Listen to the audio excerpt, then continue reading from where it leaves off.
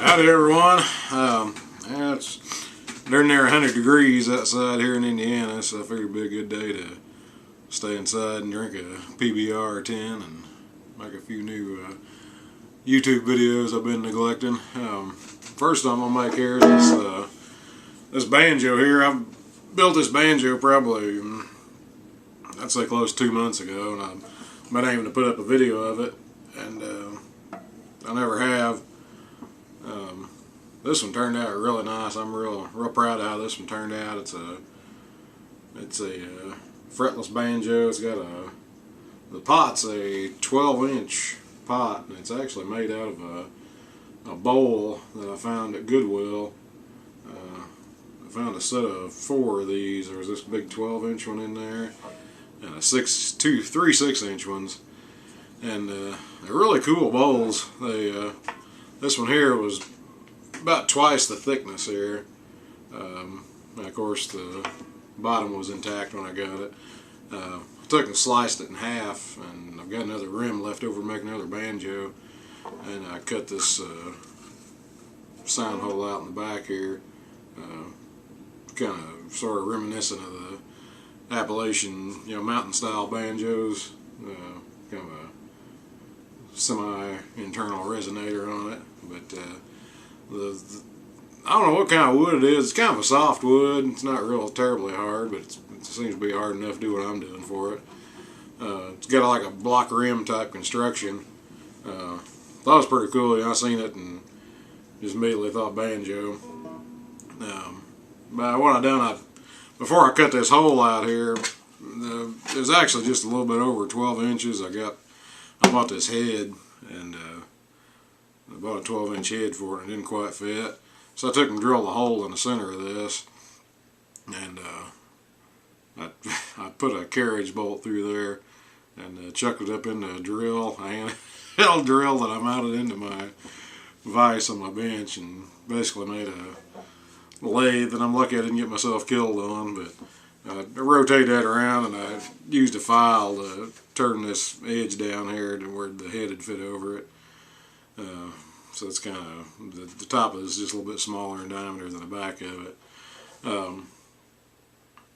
The hardware, I made all this hardware myself, and I'll probably never do it again, because it was like working in a freaking sweatshop or something. I mean, it was a lot of work, and it turned out pretty good, but I mean, it's so much work into it. The hooks, I don't know if you can see those or not. Let me zoom in a little bit here. Use the old Kentucky zoom here. The hooks is just some, I think I started off with 3/16 inch just mild steel rod, and I heated it up with a torch on the end, and flattened out the end with a hammer on my anvil. I got a little anvil on my bench vise. And I flattened that out, and then I curled it over. Used a die to cut some threads and just made a set of hooks. I'm not sure how many I got in here. A whole darn bunch, I know that. But I made those, and then the brackets, the shoes, whatever you call them. It's a 5/16 inch coupling nut. It's one of those big long coupling nuts you use to thread together. I took and cut each one of those coupling nuts into 3 pieces, and soldered some all thread into there, and filed it off on there, ground it down smooth, drilled a through hole in it for the hook to go through, and put a nut on there and a washer. It's pretty cool, old-timey looking, but like I said, it was a freaking pain in the freaking posterior to do, so I'll probably never do it again. You can see inside there, I just got some nuts going through there holding everything on. The tension hoop is a piece of brass stock that I had, and I got a hole in my bench that I put my bench dogs in to hold my work I'm working on. I just took that piece of brass and I stuck it into the bench dog hole, and I bent a little bit, stuck it in a little bit further, and bent, kept working my way around like that till I had a hoop basically. And then back here in the back, I took and just cut a dovetail in the metal, a male and female dovetail, joined them together real nice, soldered that so it'll all stay together. The tail piece, I made that tail piece out of a piece of aluminum sheet metal. I'm not real terribly happy with the shape. It's kind of not really what I was going after, but next time I change strings I'll probably make me a different tail piece for it. The neck, move on to that. It's a piece of maple, or actually three pieces of maple that are stacked up on the end, glued together to make the width of my neck. The heel cap right here, and the fretboard, and the headstock overlay are all pieces of some cherry wood I've been working with. Some real pretty stuff there came off my dad's. He's got a corn crib built on the side of his barn. All the pieces of wood that make up the sides of that corn crib are all cherry, so I've been going out there and stealing some of those and making some stuff out of it. But the neck's is pretty standard construction, you know. I mean, just nothing really much to say there. Made a little thumb stop in there I thought looked kind of cool. The tuners are some of the Grover friction tuners. They market them as Banjo tuners. They say you can also use them on a baritone ukulele. I got some of those, and I got one of the Grover friction 5th string pegs. It's got that little junk screw that always breaks off in there, and of course mine did too when I was putting it in. The 5th string nut is just a little tiny wood screw that I put in there.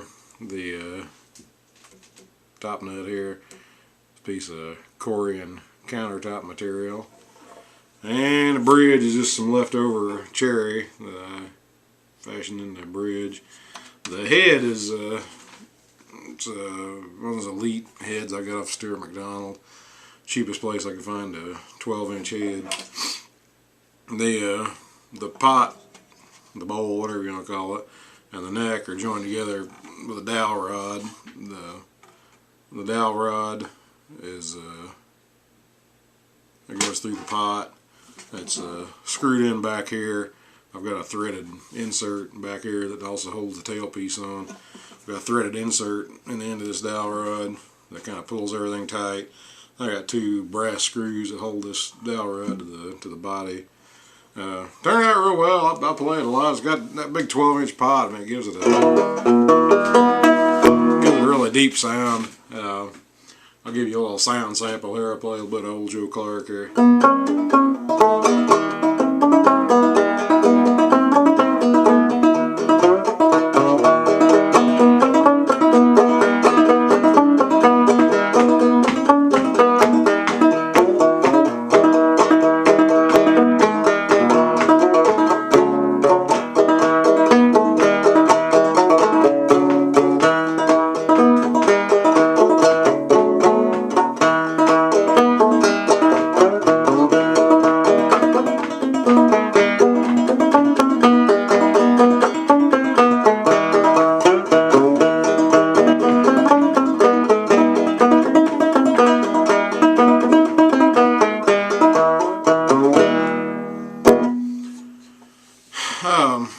Kind of gives you an idea what it sounds like. Turned out really neat though. I'm pretty happy with it. If you guys got any kind of questions how I built it, let me know. Hopefully I'll have something come up in the future where I use the other half of this bowl.